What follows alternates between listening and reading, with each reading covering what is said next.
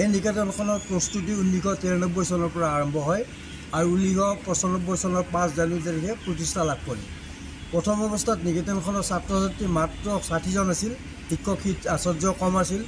পৰৱৰ্তী সময়ত আমাৰ স্কুলখনৰ বহুল প্ৰসাৰ হয় আৰু নিকেতনৰ পৰা 2007 চনত এজনে আৰু 2010 চনত এজনে স্থান লাভ কৰিব, মেট্ৰিকত স্থান লাভ কৰি সক্ষম হয়।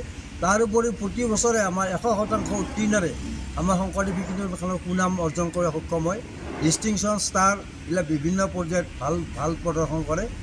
আজি আমাৰ 31তম প্ৰতিষ্ঠা দিৱস আছিল। ইতিমধ্যে আমাৰ শোভাযাত্ৰা শেষ হ'ল।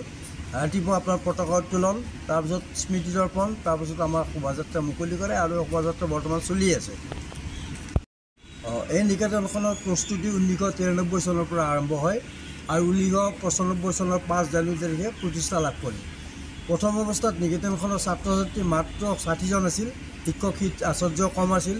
পৰৱৰ্তী সময়ত আমাৰ স্কুলখনৰ বহুল প্ৰসাৰ হয় আৰু নিকেতনৰ পৰা 2007 চনত এজনে আৰু 2010 চনত এজনে স্থান লাভ কৰিব, মেট্ৰিকত স্থান লাভ কৰি সক্ষম হয়।